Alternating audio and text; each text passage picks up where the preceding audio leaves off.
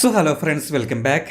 Hero Indian super ലീഗിൽ കേരള ബ്ലാസ്റ്റേഴ്സിന്റെ നിലവിലെ അവസ്ഥ കുറച്ച് പ്രശ്നമാണ്. കുറച്ചല്ല, നല്ല രീതിക്ക് പ്രശ്നമാണ്. കഴിഞ്ഞ 3 മത്സരങ്ങളിൽ 3 തോൽവി, തുടർച്ചയായിട്ടുള്ള 3 തോൽവികളായിട്ട് നിലവിൽ 8 മാച്ചുകൾ കഴിയുമ്പോൾ 2-2 വിജയം മാത്രമാണ് ഇന്ത്യൻ സൂപ്പർ ലീഗിൽ കേരള ബ്ലാസ്റ്റേഴ്സിന് നേടാൻ സാധിച്ചിട്ടുള്ളത്. 2 ജയം, 2 സമനിലയിൽ നിന്ന് കിട്ടിയിട്ടുള്ള 8 പോയിന്റാണ് ബ്ലാസ്റ്റേഴ്സിന് ആകെയുള്ളത്. 10ാം സ്ഥാനത്താണ് നിലവിലെ കേരള ബ്ലാസ്റ്റേഴ്സ്. ഇപ്പോൾ ലീഗിലെ നല്ലൊരു കംബാക്ക്, ആ ഒരു ഇന്റർനാഷണൽ ബ്രേക്കിന് ശേഷം നല്ലൊരു കംബാക്ക് നിലവിലെ ടീമിന് ആവശ്യമാണ്. ആൻഡ് ഇപ്പോൾ ഒരു ബ്രേക്കിന്റെ സമയം ആയതുകൊണ്ട് തന്നെ ഏറ്റവും അധികം ചർച്ച ചെയ്യപ്പെടുന്ന അല്ലെങ്കിൽ നിലവിലെ കേട്ടുകൊണ്ടിരിക്കുന്ന അല്ലെങ്കിൽ ഓൾമോസ്റ്റ് നമ്മൾ പ്രഡിക്റ്റ് ചെയ്തിരുന്ന ഒരു സാധനമാണ്, ഒരു ഘട്ടം കഴിയുമ്പോൾ കോച്ചിന്റെ പെർഫോമൻസ് മോശമാണെങ്കിൽ എന്തായാലും നമ്മുടെ പ്രീവിയസ് കോച്ചായിട്ടുള്ള ഇവാൻ വൂക്കമനോവിച്ച് ആയിട്ടുള്ള കമ്പാരിസൺസ് അല്ലെങ്കിൽ ബ്രിങ് ബാക്ക് ഇവാൻ തുടങ്ങിയുള്ള കാര്യങ്ങളൊക്കെ വരാനുള്ള സാധ്യതകളുണ്ടെന്നുള്ളത്. ഓൾറെഡി ആ രീതിയിലേക്ക് തന്നെയാണ് കാര്യങ്ങൾ പോകുന്നത്. ഇവാനായിട്ടുള്ള കമ്പാരിസൺ ഓൾറെഡി തുടങ്ങി കഴിഞ്ഞു. ഇവരുടെ റിസൾട്ട് വൈസ് കമ്പയർ ചെയ്യാനുള്ള ടൈം ആയോ എന്ന് ചോദിച്ചു കഴിഞ്ഞാൽ ഇല്ല എന്ന് തന്നെയാണ് ഉത്തരം. നമ്മളൊരു സീസൺ അവസാനിക്കുമ്പോഴേക്കും അല്ലെങ്കിൽ സീസണിന്റെ ഒരു പകുതി കഴിഞ്ഞിട്ട് ഈ പറഞ്ഞൊരു കമ്പാരിസൺ ചെയ്യാമെന്നാണ് ആദ്യം വിചാരിച്ചിരുന്നത്. പക്ഷേ ഓൾറെഡി അത്തരത്തിലുള്ള ഡിസ്കഷൻസ് വരുന്നത് കൊണ്ട് ജസ്റ്റ് ഇതിനെപ്പറ്റിയുള്ള എൻ്റെ അഭിപ്രായം ഷെയർ ചെയ്യൽ മാത്രമാണ് ഇന്നത്തെ ഈ വീഡിയോയുടെ ലക്ഷ്യം. ആൻഡ് ഈ പറഞ്ഞ ഇവാൻ വേഴ്സസ് സ്റ്റഹറ കമ്പാരിസൺ നടത്തുമ്പോൾ രണ്ടുപേരുടെയും ലീഗിലെ ISLലെ സ്റ്റാർട്ടിങ് നമ്മൾ നോക്കുകയാണെങ്കിൽ ആദ്യത്തെ 8 മാച്ച് കഴിയുമ്പോൾ നിലവിലെ കേരള ബ്ലാസ്റ്റേഴ്സ് സ്റ്റഹറയുടെ കീഴിൽ 2 ജയം 2 സമനില 4 തോൽവി 8 പോയിന്റുമായിട്ട് 10ാം സ്ഥാനത്താണ് ബ്ലാസ്റ്റേഴ്സ് ഉള്ളത്. ഇവാന്റെ ആദ്യത്തെ സീസണിലെ ആദ്യത്തെ 8 മാച്ചുകൾ നമ്മൾ എടുത്തു നോക്കുകയാണെന്നുണ്ടെങ്കിൽ അവിടെ 3 ജയം 4 സമനില ഒരേ ഒരു തോൽവി മാത്രം. ആദ്യത്തെ മാച്ചിൽ മോഹൻ ബഗാനോട് വഴങ്ങിയ 4-2 തോൽവി. ഈ ഒരു തോൽവി മാത്രമായിട്ട് 8 മാച്ചുകൾ കഴിയുമ്പോൾ 12 പോയിന്റായിട്ട് പോയിന്റ് ടേബിളിൽ നല്ലൊരു സ്ഥാനത്ത് അല്ലെങ്കിൽ ടോപ്പ് 4 തന്നെയാണ് ബ്ലാസ്റ്റേഴ്സ് ഉണ്ടായിരുന്നത്. ആ ഒരു സമയത്ത് ബ്ലാസ്റ്റേഴ്സ് ഒരു അൺബീറ്റൻ റണ്ണിൽ കൂടെ പൊക്കോണ്ടിരിക്കുകയായിരുന്നു. ആദ്യത്തെ മാച്ച് തോറ്റതിന് ശേഷം പിന്നീട് തുടർച്ചയായിട്ടുള്ള 9 മാച്ചുകളിൽ ബ്ലാസ്റ്റേഴ്സ് തോൽവി അറിഞ്ഞിട്ടില്ല. 10ാമത്തെ മാച്ചിൽ ബംഗളൂരു FC ആയിട്ടാണ് അതിനുശേഷം ബ്ലാസ്റ്റേഴ്സ് തോൽക്കുന്നത്. സോ ഒരു ഡ്രീം സ്റ്റാർട്ട് എന്ന് പറയാൻ പറ്റുന്ന അല്ലെങ്കിൽ ആ ലെവൽ ഓഫ് സ്റ്റാർട്ടാണ് ഇവാനെ കിട്ടിയത്.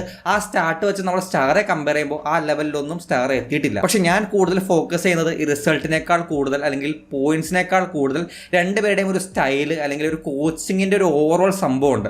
അവിടെ എനിക്ക് ഫീൽ ചെയ്തിട്ടുള്ള മെയിൻ ആയിട്ടുള്ള ഒരു ഡിഫറൻസ് ഇവർ തമ്മിൽ വരുന്നത്, ഇവാന്റെ കയ്യിൽ ആകെ ഒരു നമ്പറേ ഉള്ളൂ, 4-4-2 ഫോർമേഷൻ. അതിൽ വലിയ രീതിയിൽ ഈ 3 വർഷം അതിൽ കിട്ടിയതിൽ വലിയ ചേഞ്ചസ് ഒന്നും അതേ കൊണ്ടുവന്നിട്ടില്ല. ആകെ കൊണ്ടുവരാറുള്ള ഒരു ചേഞ്ച്, ഡബിൾ സ്ട്രൈക്കർ ഇല്ലാത്ത സമയത്ത് ലൂണെ ഒരു സ്ട്രൈക്കറൊപ്പം കളിപ്പിച്ച് അങ്ങനെ ഒരു 4-2-3-1 ലൂണക്ക് ഒരു ഫ്രീ റോൾ കൊടുത്ത് ആ ഒരു ചേഞ്ച് അതേ കൊണ്ടുവന്നിട്ടുണ്ട്. അല്ലാത്ത സമയങ്ങളിലെല്ലാം ഈ 4-4 തന്നെ ഡബിൾ സ്ട്രൈക്കർ ഫ്രണ്ടിലുണ്ടായിരിക്കും, വൈഡില് പ്ലേ മേക്കറിനെ പ്ലേസ് ചെയ്യും, വിങ്ങഡിലായിട്ട് ലൂണെ ആ രീതിയിലാണ് ഉപയോഗിക്കുന്നത്. സഹൽ ഉണ്ടായിരുന്നപ്പോൾ സഹലിനെയോ അല്ലെങ്കിൽ എയ്മനെയോ അല്ലെങ്കിൽ ഓർത്തഡോക്സ് വിങ്ങർ ആണെങ്കിൽ അവരെ രാഹുലിനെയോ സൗരഭിനെയോ ബ്രൈസിനെയൊക്കെയോ വിങ്ങിൽ പ്ലേസ് ചെയ്യും. ഡബിൾ പിവോട്ട് ഉണ്ടായിരിക്കും, ഫോർമൻ ഡിഫൻസ് ആയിരിക്കും.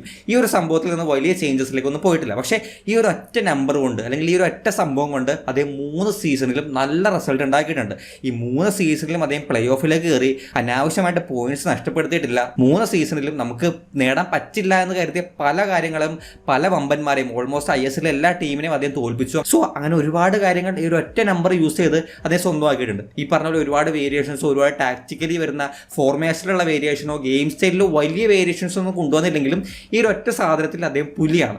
ആ സാധനം വളരെ നന്നായിട്ട് എങ്ങനെയാണോ ഓരോ ടീമുകൾക്കെതിരെ വർക്ക് ചെയ്യേണ്ടത് ആ രീതിയിൽ വർക്ക് ചെയ്തെടുത്ത് പോയിന്റ്സ് മാക്സിമം സ്വന്തമാക്കാൻ ഇവാന് സാധിച്ചിട്ടുണ്ട്. അതിന്റെ റിസൾട്ട് കൊണ്ട് തന്നെയാണ് ഈ 3 സീസണിലും പ്ലേ ഓഫിലേക്ക് നമ്മുടെ ടീമിനെ എത്തിക്കാനും ആദ്യത്തെ സീസണിൽ ഫൈനൽ കളിക്കാനും ഇവാന് സാധിച്ചത്.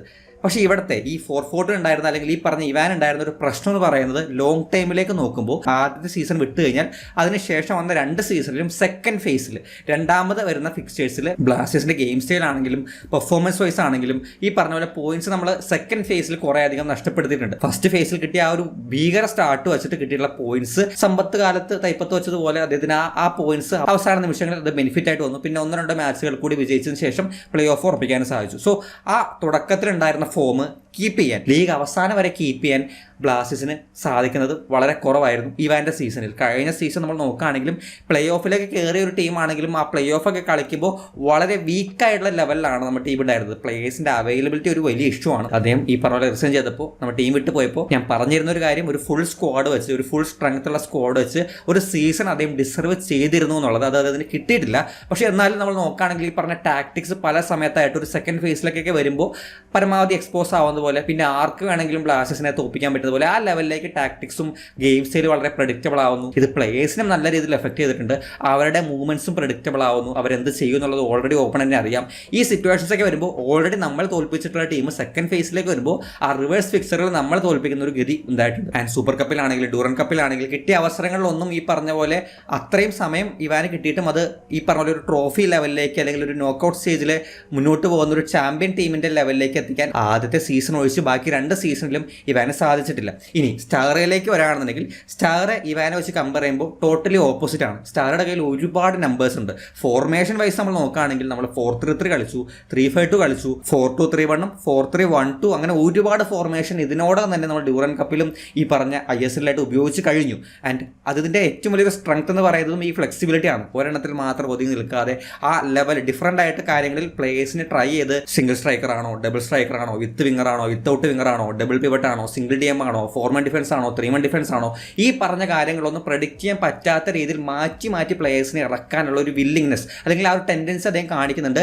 അതിൻ്റെ ഭാഗമായിട്ട് തന്നെ ചില മാച്ചുകളിൽ ഒരു കംബാക്ക് വിജയങ്ങളിലേക്ക് നമ്മൾ എത്തിയിട്ടുമുണ്ട്. ഇപ്പോൾ ഫസ്റ്റ് ഹാഫിൽ നമ്മൾ ഡള്ളാവുന്നു, അല്ലെങ്കിൽ ഫസ്റ്റ് ഹാഫിൽ പെർഫോമൻസ് വൈസ് നമ്മൾ ഡള്ളാവുന്നു, ഒരു ഗോൾ തിരിച്ചു വാങ്ങുന്നു. അങ്ങനെയുള്ള സിറ്റുവേഷൻസിലെല്ലാം സെക്കൻഡ് ഹാഫിൽ ഈ പറഞ്ഞ പോലെ ചേഞ്ചസ് വരുത്തി പ്ലേയേഴ്സിനെയും ഓപ്പൺ ടീമിനെയൊക്കെ സർപ്രൈസ് ചെയ്തുകൊണ്ട് നല്ല രീതിക്ക് ഒരു കംബാക്ക് നടത്തി റിസൾട്ട് ഉണ്ടാക്കാനും പോസിറ്റീവ് റിസൾട്ടുകൾ ഉണ്ടാക്കാൻ ഈ പറഞ്ഞ സ്റ്റാറേക്ക് സാധിച്ചിട്ടുണ്ട്. പക്ഷേ ഇവിടെ സ്റ്റാറേക്കുള്ള ഒരു പ്രശ്നം ഈ പറഞ്ഞ പോലെ ഒരുപാട് കാര്യങ്ങൾ അതിലുണ്ടെങ്കിലും അതിൽ ഒന്നിലും ഒരു ബാലൻസ്, കൺസിസ്റ്റൻസി, ഇതാണ് നമുക്ക് വേണ്ടതെന്ന് പറഞ്ഞ് കൺസിസ്റ്റൻ്റ് ആയിട്ട് കാണിക്കാൻ പറ്റുന്ന ഒരു സ്റ്റൈലോ ഫോർമേഷനോ അല്ലെങ്കിൽ ഈ പറഞ്ഞ പോലെ ഒരു ലെവൽ ഓഫ് പെർഫോമൻസോ ടീമിന് ഡെലിവർ ചെയ്യാൻ സാധിക്കുന്നില്ല എന്നുള്ളതാണ് സ്റ്റാറുടെ ഒരു പ്രശ്നം. അതുകൊണ്ട് തന്നെ ഓരോ മാച്ച് കഴിയുന്നതോറും ഇപ്പോൾ സെക്കൻഡ് ഹാഫിൽ കഴിഞ്ഞ മാച്ചിൽ വർക്കായ സാധനം നമ്മൾ ഇപ്പുറത്തെ മാച്ചിൽ ഫസ്റ്റ് ഹാഫിൽ ഉപയോഗിക്കുമ്പോൾ അത് വർക്കാവുന്നില്ല. പിന്നെ നമ്മൾ സെക്കൻഡ് ഹാഫിൽ വീണ്ടും ചേഞ്ചസ് കൊണ്ടുവരും. അങ്ങനെ ഈ പറഞ്ഞ പോലെ ചേഞ്ചസ് ഇങ്ങനെ കൊണ്ടുവന്ന് ഏതെങ്കിലും ഒരു വർക്കാവും. അത് വർക്കായി കഴിഞ്ഞാൽ റിസൾട്ട് കിട്ടും, വർക്കായില്ലെങ്കിൽ എൻ്റെ മാച്ച് പോയി. ഇതാണ് നമ്മുടെ അവസ്ഥ. സോ ഈ പറഞ്ഞൊരു പ്രോസസ്സിലൂടെയാണ് നിലവിൽ സ്റ്റാറെ പൊയ്ക്കൊണ്ടിരിക്കുന്നത്. സോ ഇങ്ങനെ ചിന്തിക്കുമ്പോൾ ഇവാൻ്റെ സിസ്റ്റത്തെ അല്ലെങ്കിൽ ഇവാൻ്റെ സ്റ്റൈലിനെ ചൂസ് ചെയ്യാനായിരിക്കും പലരും ഇഷ്ടപ്പെടുക. പക്ഷേ എനിക്ക് പേഴ്സണലി ഫീൽ ചെയ്തൊരു കാര്യം ഇവിടെ ഇവാൻ വേഴ്സസ് സ്റ്റാറെ അല്ല, ഇവാൻ്റെയും അതുപോലെ തന്നെ സ്റ്റാറുടെയും സ്റ്റൈൽ വെച്ച് നോക്കുമ്പോൾ ഒരു പോസിബിലിറ്റി അല്ലെങ്കിൽ ഒരു ഹോപ്പ് കൂടുതലുള്ളത് ലോങ് ടൈമിലേക്ക് വെച്ച് നോക്കുമ്പോൾ അവിടെ സ്റ്റാറുടേതാണെന്ന് എനിക്കൊരു പേഴ്സണൽ ഫീലിംഗ് ഉണ്ട്. കാരണം ഈ പറഞ്ഞ കാര്യങ്ങളിലെല്ലാം ഒന്ന് ബാലൻസ് ആയി ടീം ഒന്ന് സെറ്റായി പ്ലേയേഴ്സൊക്കെ അവൈലബിൾ ആവുന്ന സിറ്റുവേഷൻ ആണെങ്കിൽ ഈ പല ഫോർമേഷനിൽ കളിച്ച് ടീം ഒന്ന് സെറ്റായി കഴിഞ്ഞാൽ അതിനുശേഷം പിന്നെ ഒരു ടീമിന് ഒരു ചാമ്പ്യൻ മെന്റാലിറ്റി അല്ലെങ്കിൽ പിന്നീട് ഈ പറഞ്ഞ ഒരു ലോങ് ടൈം നോക്കുമ്പോൾ അവിടെ ഓപ്പണന്റിനെ ടാക്ടിക്കലി ബീറ്റ് ചെയ്യാൻ ഈ ടീമിന് നല്ല പ്രയാസമായിരിക്കും. ഇവിടെ നിലവിലെ ബ്ലാസ്റ്റേഴ്സിന് ഇൻഡിവിജ്വൽ മിസ്റ്റേക്സ് വരുന്നുണ്ട്. അതുപോലെ തന്നെ ബാക്കപ്പ് പ്ലേയേഴ്സ്, ഇന്ത്യൻ പ്ലേയേഴ്സിനെ ആണെങ്കിലും ഫോറിൻ പ്ലേയേഴ്സിനെ ആണെങ്കിലും ബാക്കപ്പിന്റെ ഒരു ഇഷ്യൂ ബ്ലാസ്റ്റേഴ്സിനുണ്ട്. ഇതെല്ലാം കൊണ്ടും ഈ പറഞ്ഞ പോലെ ചേഞ്ചസ് ആണെങ്കിലും അല്ലെങ്കിൽ ഈ പറഞ്ഞ ടാക്ടിക്കലി വരുന്ന ഫ്ലെക്സിബിലിറ്റി വലിയ രീതിയിൽ ടീമിന് ഉപയോഗിക്കാൻ കഴിഞ്ഞ കുറച്ച് മാച്ചുകളിൽ സാധിച്ചിട്ടില്ല. ഒന്നല്ലെങ്കിൽ പെപ്പർ ഉണ്ടാവില്ല, അല്ലെങ്കിൽ ലൂണ ഉണ്ടാവില്ല, നോവ ഉണ്ടാവില്ല. ഇന്ത്യൻ പ്ലേയേഴ്സ് തന്നെ നമുക്ക് ഈ പറഞ്ഞ പോലെ ആ ചേഞ്ചസ് വരുമ്പോൾ അതിൻ്റെ ഡിഫറൻസ് വരുന്നു. ഇതെല്ലാം ഈ പറഞ്ഞ ടീമിനെ നിലവിലൊരു തുടക്കം എന്ന രീതിയിൽ എഫക്ട് ചെയ്തിട്ടുണ്ട്.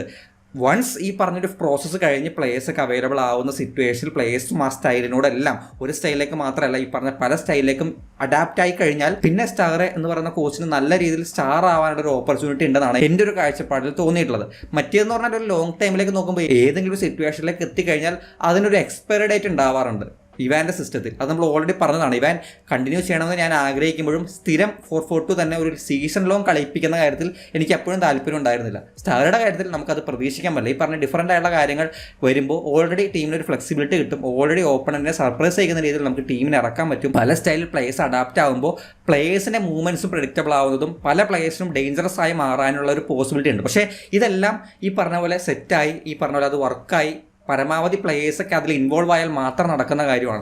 ഇല്ലെങ്കിൽ ഇവാൻ അവിടെ ഒരു നല്ല തുടക്കമെങ്കിലും ഉണ്ടായിരുന്നു. ആ തുടക്കം കിട്ടുന്ന പോയിന്റ്സ് വെച്ചിട്ട് ഇവാൻ പ്ലേ ഓഫിലേക്ക് എത്തിച്ചിട്ട് നമ്മളെ 3 സീസണിലും. ഇവിടെ തുടക്കമില്ല ഒടുക്കമില്ല എന്നുള്ളൊരു അവസ്ഥയിലേക്ക് മാറാൻ അല്ലെങ്കിൽ ആ രീതിയിലാണ് നിലവിൽ ഇപ്പോൾ ബ്ലാസ്റ്റേഴ്സ് പൊയ്ക്കൊണ്ടിരിക്കുന്നത്. അതിന് മെയിനായിട്ട് പ്രശ്നമാവുന്നത് ബാക്കപ്പ് പ്ലേയേഴ്സിൻ്റെ അഭാവം, അവൈലബിലിറ്റി ആൻഡ് അതുപോലെ തന്നെ ഈ പറഞ്ഞ ഇഞ്ചുറീസും അതുപോലെ തന്നെ ഉള്ള പ്ലേയേഴ്സ് വരുന്ന ഇൻഡിവിജ്വൽ മിസ്റ്റേക്സും എറേഴ്സും ഒക്കെയാണ്. സോ അതെല്ലാം ഒന്ന് ഒഴിവാക്കി കഴിഞ്ഞാൽ ഈ പറഞ്ഞ പോലെ ഒന്ന് സെറ്റായി കഴിഞ്ഞാൽ ഒരുപക്ഷെ നല്ല രീതിയിൽ ഡേഞ്ചറസ് ആവാൻ പറ്റുന്ന ഒരു സ്റ്റൈൽ അല്ലെങ്കിൽ പാറ്റേൺ സ്റ്റാറൊക്കെ ഉണ്ട്. അതൊന്ന് വർക്കാവണം എന്നുള്ളതാണ് നിലവിൽ നമ്മുടെ ആവശ്യം. അത് വർക്കായില്ലെങ്കിൽ വീണ്ടും കോച്ചിനെ മാറ്റി പരീക്ഷിക്കേണ്ട ഒരു ലെവലിലേക്ക് നമ്മൾ തീരുമാനിക്കേണ്ടി വരും. ആൻഡ് ഇവിടെ നമ്മൾ എടുത്തു പറയേണ്ട മറ്റൊരു പോയിന്റ് കൂടിയുണ്ട് സ്പോർട്ടിംഗ് ഡയറക്ടറെ പറ്റി. നമ്മുടെ കരോൾ സ്കിൻകിസും അദ്ദേഹത്തിന്റെ ഈ ട്രാൻസ്ഫർ മാർക്കറ്റിലുള്ള ഇടപെടലുകളും അതും കൂടി ഒരു വീഡിയോയിൽ ഉൾപ്പെടുത്തി കഴിഞ്ഞാൽ ഡ്യൂറേഷൻ കൂടാവുന്നതുകൊണ്ട് നമ്മൾ നെക്സ്റ്റ് വീഡിയോയിലായിരിക്കും അതിനെപ്പറ്റി സംസാരിക്കാൻ പോകുന്നത്.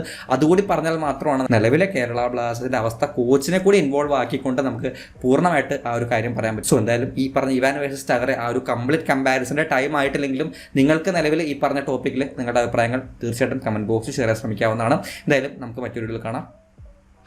ബൈ.